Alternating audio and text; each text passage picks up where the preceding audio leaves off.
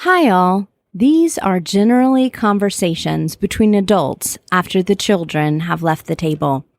The language can be spicy and the subjects can get saucy. So if you're ready, this is the Southern Fork. Unscripted kitchen chats and also studio chats with some of the most interesting voices in the culinary South. I'm Stephanie Burt, a food and beverage writer based in Charleston, South Carolina, who travels with her fork to write for a variety of publications, from magazines you might have on your coffee table to the website you love to visit for your favorite recipes. And I'm inviting you to come behind the scenes with me to get to know the people who make this Southern culinary landscape so special. I'm always hungry for the next bite, thirsty for that next sip, and ready for the next conversation. Let's dig in.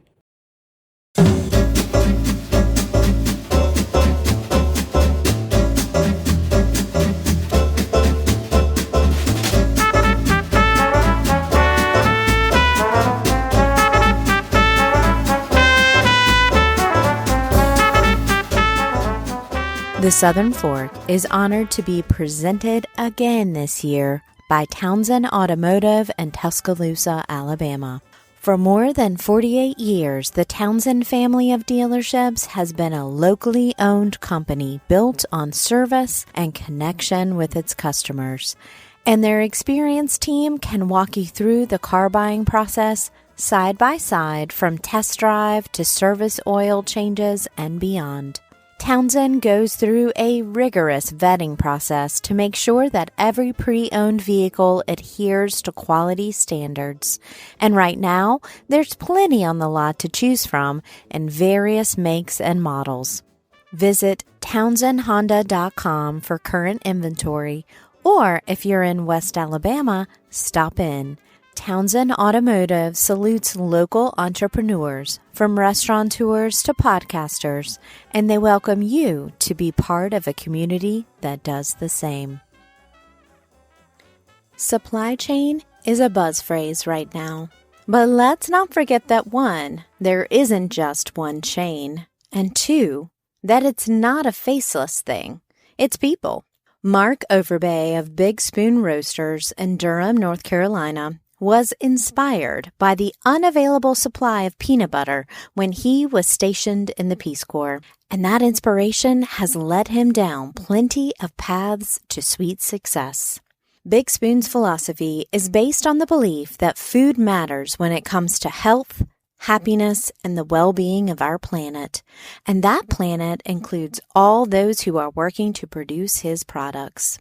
Simply by doing what they love, the company, which Mark named in homage to his dad Gary, has created numerous product innovations, including being the first to incorporate creative ingredients from chai spices to freshly toasted coconut, being the first to offer membership clubs, and currently still the only nut butter company with a completely transparent supply chain. Big Spoon Roasters is available in close to 800 U.S. retail outlets. And Mark, he's still eating peanut butter on the daily. Welcome to the Southern Fork, Mark. Thank you. It's an honor to be here, Stephanie. Well, I'm so glad. And I only allow people that have food products on the show if they actually give me the food products as a gift. Just kidding, Southern Fork listeners. But Mark did bring me two of the most popular flavors of Big Spoon Roasters nut butter. This is the Fiji ginger and the chai spice. So you're already blowing my Southern mind by the idea that we can have flavored butters, right? So, I mean, we were just sitting talking about literature off mic because we're both nerds. So we just wanted to go ahead and admit that, right? Absolutely. Yeah. But I want to know, I always ask this of somebody who goes into something super specific like this. What sent you down the nut butter rabbit hole? This business and making nut butters is definitely it's an organic extension of my life and my interests and my passions. I after college, I worked as a journalist in Seattle for a little magazine, and I got really into cooking, and I'd started a cooking club in college, and I was just like an enthusiastic cook. I just loved it. I was obsessed with cooking, and while I was in Seattle, I applied to Peace Corps service and was assigned to Zimbabwe, which is a country in sub-Saharan Africa, borders South Africa, Botswana. And I was in a really rural area in southern Zimbabwe, no electricity, no running water. I was teaching at a small school, and peanut butter was one of my favorite foods my entire life. I mean, I ate it almost every day. And I missed peanut butter so much when I was in the Peace Corps. There's nowhere to buy it. It just didn't really exist. And I couldn't buy a lot of things that I missed, but peanut butter I craved more than anything. There's really just not that much of a substitute for it. No. Like if you grow up on peanut butter and jelly sandwiches, peanut butter and banana sandwiches, you just really, there's nothing that takes that craving spot. That's right. There's something about peanut butter. I mean, there's obviously the nostalgia factor of childhood and PB&Js and peanut butter and crackers. There's something about, for me, that roasty, little salt, little sweetness, that combination with the healthy fats that bring it all together. You don't know that it's healthy when you're a kid, but I'm so used to talking about the healthy fats that I have to throw that in there. But I was so happy to find out that the community where I lived in Zimbabwe, they grew a type of peanut. They call them ground nuts there. And it's a variety really closely related to the runner variety that grows so well here in the American South. I wonder how that got here. Exactly. Right? Yeah. And it was a really important crop for the local community because it's a source of protein. Everyone there was a subsistence farmer, again, with the healthy fats. Most people grew them and harvested them by hand in like backyard plots and roasted them over open fires. There was, again, no other way to cook really. And a lot of people just ate them out of the shell, like ballpark peanuts. But some people also shelled them and then with stones, like a mortar and pestle, would crush them into a thick paste and then stir that into usually savory stews that they would eat with the staple starch, which is like really thick grits. It's delicious. And really, peanuts and nuts are a staple of African food culture, just as a continent. But you're talking about a very specific region. Yes. Peanuts are actually indigenous to the Americas, South America, Peru, Brazil, and then made their way to Africa and then back again. And they've become more of a staple in Africa than in South America, which is interesting. But I saw them crushing the peanuts with stones, and I immediately thought that is just like one step away from peanut butter. And I got so excited, and I bartered for some peanuts and the same setup. I used somebody's stones and I roasted and crushed and crushed and crushed. And let me tell you, it is labor intensive to make peanut butter that way. I mean, it took over an hour to make a tiny little batch, and I mixed in a little honey that I had and a little sea salt because I wanted that like sweet, salty combination. Right. And then to help it all emulsify together, I put in a little bit of coconut oil, like a thimbleful that I had. And not to toot my own horn, but it was one of the best things I'd ever tasted. You were like, this satisfies it. I mean, granted, I hadn't had peanut butter in almost a year, and I was really hungry by the time I finished that first little batch, but still, it was so good. And I joke sometimes that this whole business, this whole pursuit has been just chasing that experience and trying to get that in a jar. And I did realize at that moment, it might sound hokey, but it really changed the way that I thought about all packaged food. I'd mentioned that I started really getting into cooking after college, but I didn't really start making my own pantry goods. Like I didn't start making my own mustard and hummus and. Well, I didn't know that. I never really thought about that. I think hummus was the first time that I thought about that. And I came at it from a waste perspective. And the fact that I had hummus in a really good way in a restaurant. And I was like, this is not that. So I don't need these 40 bowl containers. And I can have something like that. But yeah, we don't think about pantry items. I mean, a couple generations ago we did, but we definitely don't now, right? That's right. That's right. And for me, it boiled down to three things. I mean, I've thought about this so much, but with care. So you have to care about what you're doing, great ingredients, great fresh ingredients, which I had, and then craft. And I use that word to mean more than just like the physicality of a craft, but also knowledge, like knowing, like when, technique, like when is a nut roasted too much? When is it not roasted enough? And when is it too much honey, or is that honey too strong? Do you need a different honey? Do you need the salt to be really big flakes, or you want them to be really small particles? So that sort of like knowledge and craft, I think with those three things, you can make any food incredible. And, these billion-dollar companies that make nut butter every day by the hundreds of thousands of jars, they don't make a version nearly as good as what I made with a couple of stones and a fire. Right. Okay. What year was that? 1999. Okay. So I was teaching. You were in the Peace Corps. It's 22 now. You've just been chasing that. And there are so many people that listen to the Southern Fork podcast who have an aunt or a mom or a recipe themselves, and they think, this is so good, I'm going to bottle it.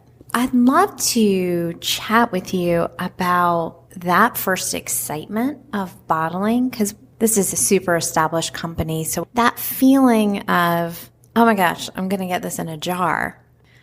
I started making nut butter again 10 years after I got back from the Peace Corps, because for 10 years I had been trying to find a version that even approached what I made. Did you go to the little small grocery store that was like independent at that time and get that dispenser thing? I ground my own peanut butter everywhere. I would drive, 30, 45 minutes to go to just a different natural food co-op or something to try to find a better peanut butter, a better nut butter. And 10 years of doing that, and I remembered my experience in Zimbabwe, and I was like, I just got to start making my own. And then when I did one day and shared it with Megan, my then girlfriend, now wife and business partner, she was thrilled. She's like, my gosh, this is so good. You got to share this with other people. And I shared it with some friends and family, and everybody was so encouraging. And I had some mentors in the food business because I was working for a coffee company at the time, and they were also super encouraging. But I'd never seen myself as an entrepreneur before that. This is such a great idea, because it is a simple thing. Like, crushing nuts, roasting nuts, adding a sweetness and some saltiness. But that gets really complicated when you're trying to bring it to market, right? It does get complicated, but in my opinion, it's easy to overcomplicate it as an approach. And I've tried so hard not to do that. So when we started Big Spoon Roasters at one farmer's market, at the Carborough Farmer's Market at the beginning of 2011, we did not try to go out and raise money. We did not try to, get a bunch of financial support so that I could buy industrial equipment and build a building. Such a great farmer's market too. Amazing farmer's market. I bought a little nut mill and then had the milling plates customized so that they created a coarser grind, because that's what I liked, and that's what I was able to do with stones in Zimbabwe that I couldn't find in a jar here. And I rented out bakery space in downtown Durham at night in what's now 9th Street Bakery and Loaf Bakery, and used their equipment. And I hand jarred every single jar with a single spoon and a canning funnel. And that's how we filled every jar for about 6 years. And, I hired one person to help, and then a second person and a third person. I think I had one of those jars in the first 6 years. Yeah. I know that I did. Yeah. And I had to teach myself how to do it left-handed and right-handed because my shoulders would get so sore. But my point is that, yeah, it can seem really complicated to get that into a jar, but it doesn't have to be. I love that. I like that kind of course correction that you're providing us here, because we always think things have to be so perfect before we begin, right? So you're filling this, and the reaction at the Carborough Farmers Market must have been pretty good. It was pretty good. It was also challenging. Like, I had a lot of people come up to the table with a little bit of attitude to say, why should I pay $10 for a jar of this peanut butter? Why should I pay $12 for the jar of this peanut pecan butter? I love those conversations because, first of all, I'm like, well, please taste it. Here's a free taste, no strings attached. I'm really trying to make a better version of peanut butter here, a better version of nut butter, a fresh, made to order, truly sustainable, transparent product. I made this myself with my own hands, roasted the nuts, mixed it, sourced the honey, sourced the salt. Please taste it. If you don't like it, it's totally cool. Go about your way, buy some kale. But most people who tasted it had a little bit of a, oh wow, aha response. Mm-hmm. Like, that is super fresh. I can taste the fresh roast on those peanuts. And usually they were willing to pay a little bit more for that. And the people that liked it right off the bat became loyal customers they're still buying our products to this day. I know some of them. Advocates. And advocates. When you like something, you tell other people and you serve it. So when it became more of a manufactured product, because this is how many outlets? I think we're in close to 800 retailers in the U.S. So you're not using the spoon and you're not using the canning funnel. So how did you maintain the quality? We maintain quality by scaling a very simple technique and technologies. And I use the word technology literally because I think of grinding as a technology. I think of heating nuts as a technology. But we still roast nuts the same way I did when I started, renting out bakery space at night. And our nut mill has the same kind of, stainless steel milling plates as the first little one we had. It's just a little bit bigger. And now our nut mill is adjustable, so we can grind some nuts a little finer than others when we want to. And then we have just a very simple piston-driven jar filler that works with gravity. And we make and mix our nut butter and pour it into a hopper, and somebody sits there and fills every jar one at a time. Yes, we're in a lot of retailers now comparatively, but we're still so tiny compared to the industry as a whole. And a batch of nut butter for us is only about 100, 120 jars. And we make more of those batches in a day than we used to, but it's still very much a handcrafted process. Well, this whole prepared foods area is exploding, and I think it was already mounting before the pandemic, but the idea of the pandemic has pushed many, many people. And I've been at Fab conference, which is right down the road, a couple blocks away from where we are sitting in the Renaissance Charleston Hotel, who's so graciously always given me boardrooms to have podcasts in. But there's so many people that are doing prepared foods, and I'm a little nervous about losing our way in the specialty foods market. Are you seeing some interesting things? I definitely see cycles and waves, and having worked also in coffee before started this business, I was at Counterculture Coffee, which I still love their coffee so much. It's based in Durham for about 7 years before we started Big Spoon Roasters, and I had a lot of exposure to the specialty food world through the coffee lens as well.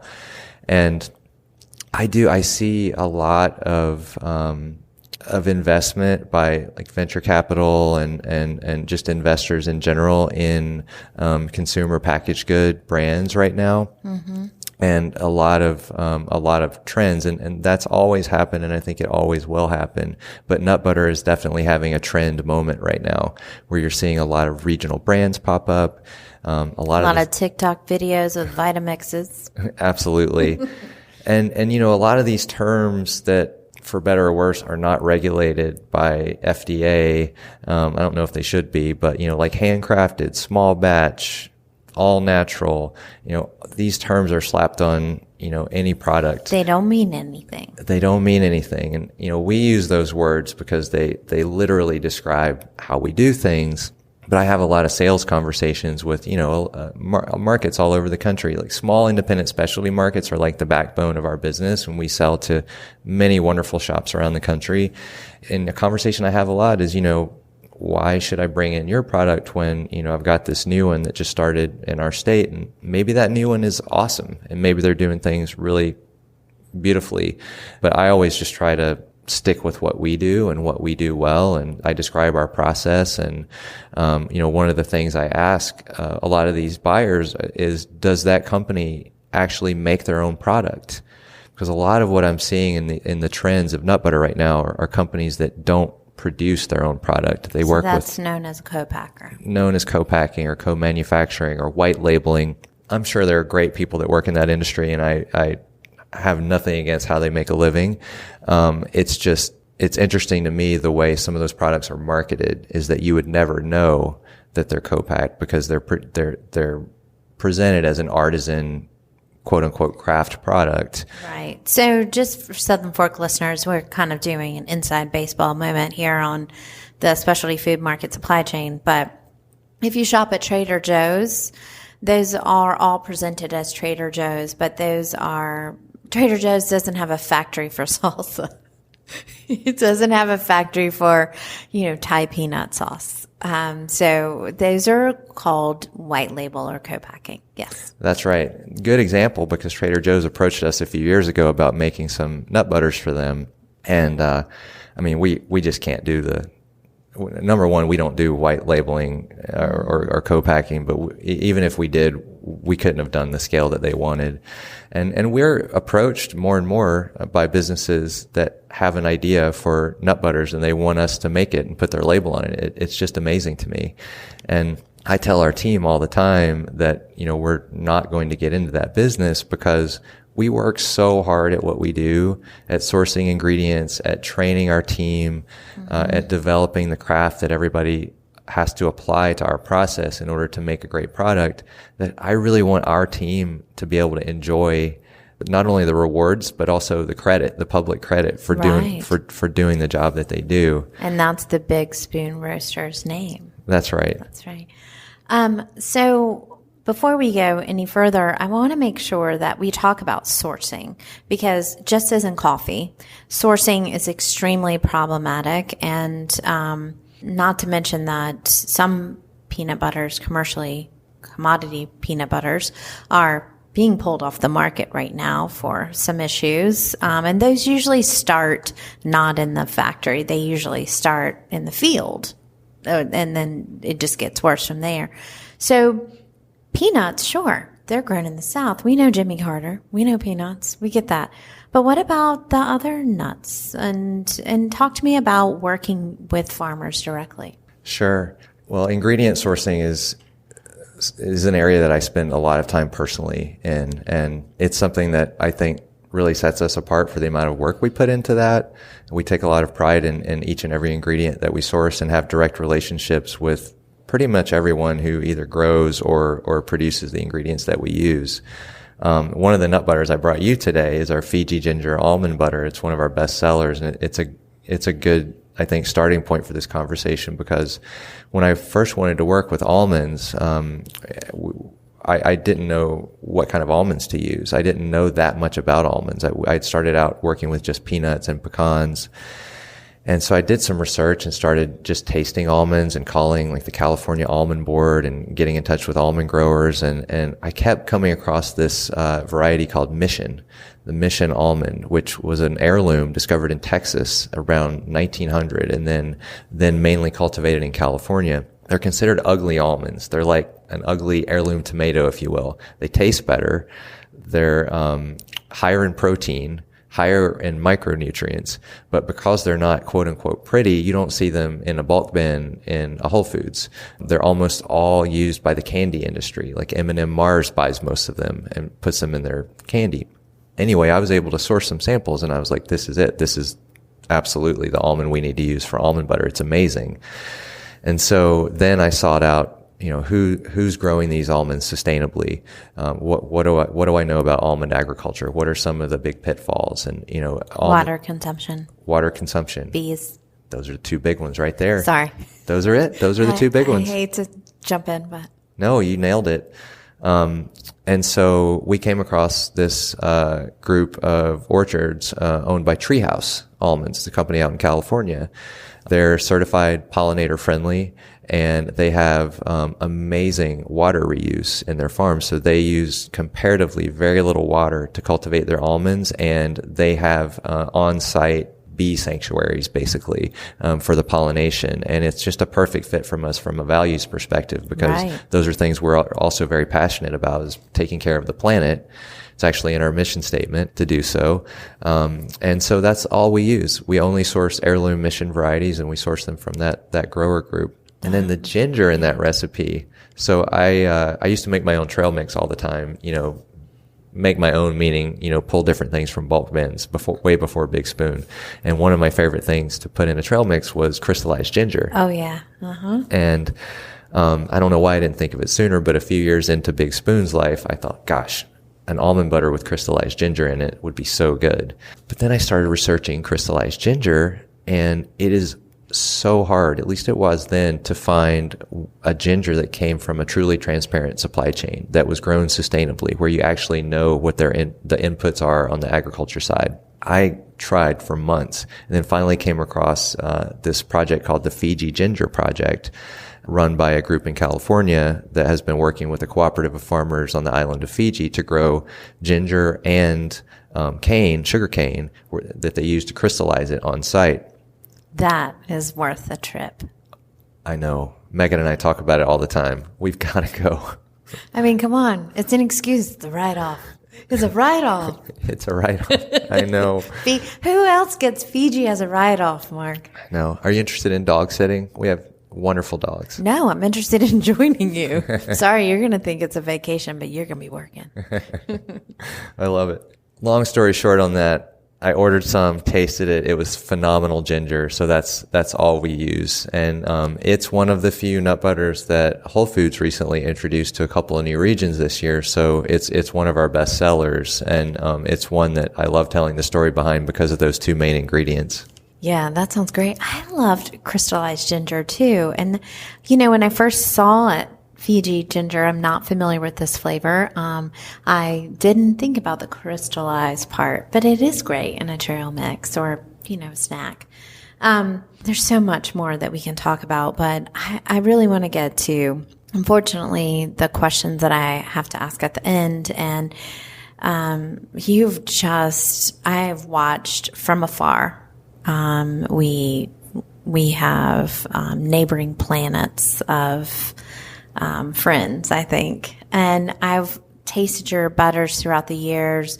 And honestly, when I was in Durham in January in the Durham Hotel, there was a little bar that saved my life one day because I didn't have breakfast and was going to do some work. And it was delicious and wonderful. And I was so happy to have it.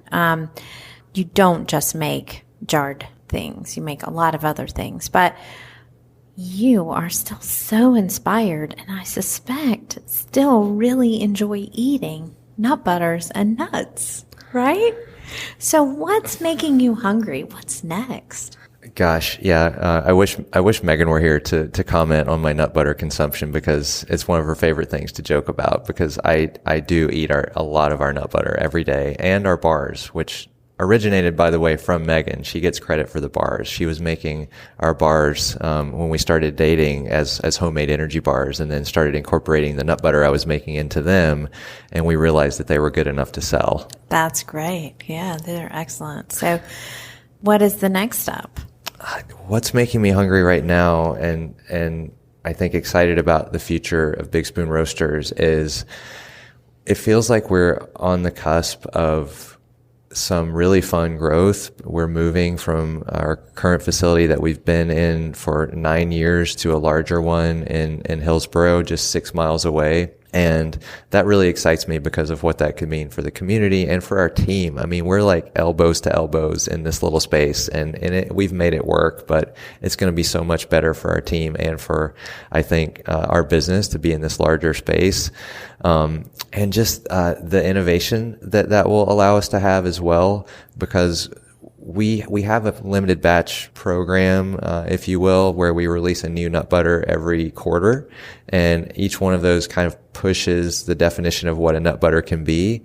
but we can only do one per quarter because we just don't have room in our space to do more than that. And it pushes you creatively, not only your market and your end user, but you creatively. So that could really help innovation inside the company, right? Absolutely. I have a long list of recipes that I want to work on, and we just don't have room to do it. So in the new space, I'm going to really be able to stretch out and tackle a bunch of these ideas with our team.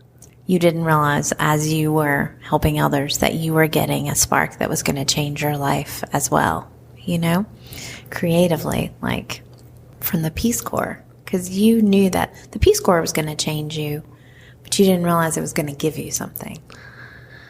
Yes. I mean, I feel so lucky to be where we are as a business. And even though we're still very small in the world of, nut butter and packaged food, because at the beginning, the goal was just, sell enough to sell out at the farmer's market and have enough to buy ingredients for the next run. And then it was, gosh, if I could just sell enough to be able to leave my day job, so to speak, which I actually really liked at the time, but to really devote myself to this pursuit, that would be amazing. And then now for the business to employ both me and Megan and 14 other people, is incredible. And I see that the work we do has an impact on our community in positive ways, not just from an employment perspective, but we're fortunate in that we're able to give back to the community a little bit. And one of the ways we do that is through our community blend program, which, we've been doing for years, but we didn't really put a name on it until last year. So at the end of every nut butter run, there's a tiny bit that's left in the filler that we have to get out of the filler before the next nut butter goes in. And those two nut butters create these really serendipitous flavor combinations sometimes, like chocolate sea salt and toasted coconut together, or Fiji ginger and chai spice together.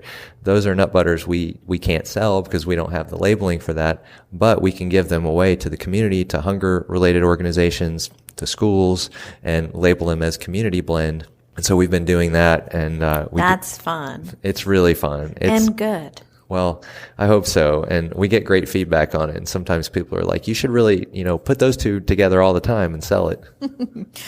Well, what's one aspect of this job that meshes with the natural aspect of your personality?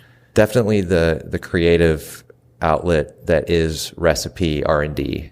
I'm a cook. I'm not a baker. It's so hard for me, frankly, to write down a recipe. Like, I've had to really teach myself to do that. I'm an intuitive cook. I love doing it. It's my form of meditation, but I never make something the same way twice. But with a packaged food, you can't operate that way. You've got to nail a recipe and then be able to reproduce it. But it's that early stage of R&D that I get so excited about. And I'm always working on recipes, but, there's nothing better than just having the blank canvas and an idea, and then start roasting nuts, start milling them at different textures, start mixing in different ingredients and seeing what you get, tasting it, and then going to iteration number 2. That is what gets me so excited every day. It's fun. Yeah. It sounds really fun, like Willy Wonka fun. It's so fun. That's why my face is like, yes. You can't see it, but I was like, yes, that sounds so fun. So what's keeping you up at night? Well, there's so much uncertainty in the world. I try not to let that get to me, because, we are, like it or not, part of a global supply chain. Our cashews come from a grower in Vietnam. We use sunflower that comes from Ukraine, and we haven't been able to get it. And I don't complain about that, because the people in Ukraine are going through far worse than anything I can imagine, or that has anything to do with us not being able to get sunflower for a food product. But I do worry about how just overall supply chain issues could affect our business to stay alive and keep doing what we're doing. We have amazing support in our community. We have amazing support in the retail businesses that we work with. But I want job security for our employees. I worry about that sometimes, about us not being able to get a key ingredient that goes in, all the products that we need to ship to, Whole Foods, let's say, or, one of our bigger customers, or glass jars. We've had to really scramble to find glass jars a couple of times. And it was very stressful, but thankfully we haven't had a gap in supply. And just heads up, no plastic, glass, no palm oil, coconut. No palm oil and only coconut oil in a couple of products. And it's in there for taste and texture. Palm oil is only used for convenience. It's a filler. It's an emulsifier. It's the number one cause of deforestation in Southeast Asia. And it's in a crazy number of products. And including most of the peanut butter, even the natural ones. Yeah. Yep. Natural. That's right. Natural with quotation marks. That's right. If it says peanut butter spread, think about it. Okay. So I have something that I reserve for Southern Fork guests, and it is this question, and it really is my magic picnic basket question, which is, I talk about this often, but in the culinary realms, we sit around and we talk about food all the time. And a lot of times we talk about if you had one more meal to eat, and it's kind of that death row meal conversation. I don't believe in the death row. I don't believe in the death penalty. So I instead want to bring you a picnic basket full of things that bring you life. So with this basket, I can time travel. I can go back and ask somebody to make one more bite, maybe even in Zimbabwe, maybe even you, of one more thing that you could taste. I can source for you wherever you would like, and I can cook just a little bit. So I would love to just put some things in that basket. What can I bring you? What a fantastic question. Well, there has to be a Smith County watermelon from Mississippi. Love. Yep. There has to be summer tomatoes. Any variety?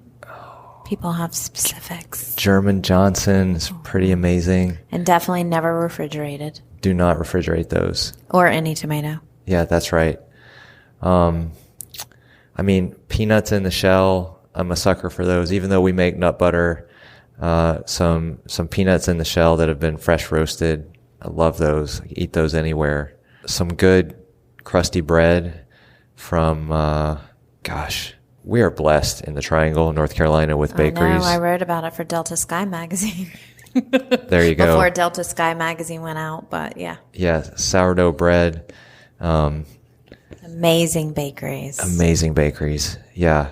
And then some red Russian kale from Eco Farm. Shout out Eco Farm, John Soner in Chapel Hill, North Carolina. And I need something to build a fire. That's my thing. I love a little sear on food. Like, I love it. With a fire and salt, like, I feel like you can make anything taste good. Yeah, that sounds great. Well, I can get you some high-end kindling. How about that? Fantastic. And you can use the basket, too. Feel free to burn it.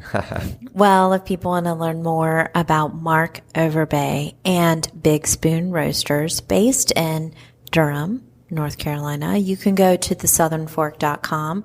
I am going to have links there as well as images so you can see the face and the beautiful product behind this show.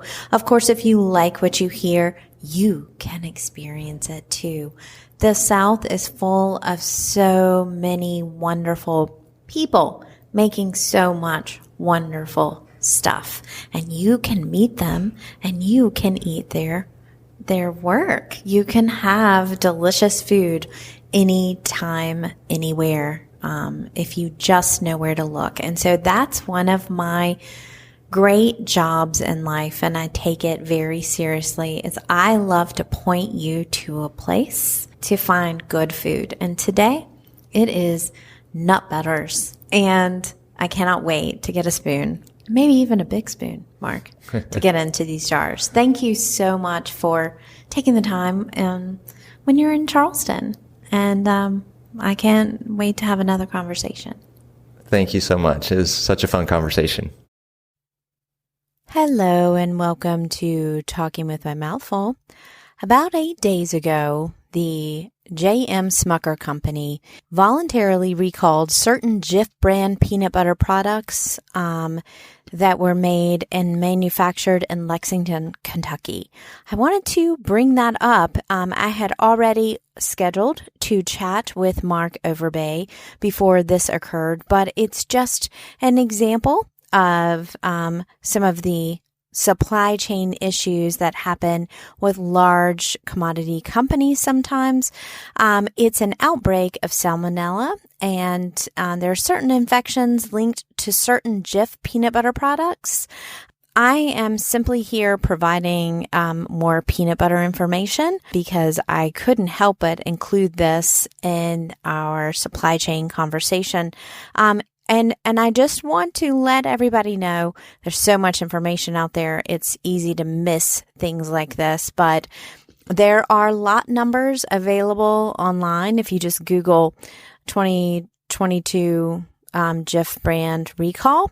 And also just know that there are going to be other products that are included in this recall because the peanut butter has been used in a lot of different products, from a protein power snack to Rich's peanut butter cups to some chocolate candy and fudge that was sold at Walmart. You really just want to make sure if you have Jif on the shelf that your lot number isn't part of this, and also just inform yourself a little bit more. So, hate to be the bearer of bad peanut butter news, but there it is. And in the meantime, I'm going to be scooping with my big spoon roasters. Have a great week.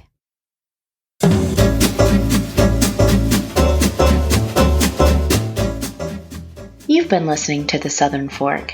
I can't wait to bring you more culinary conversations, but in the meantime, I have one question. Are you going to eat all that?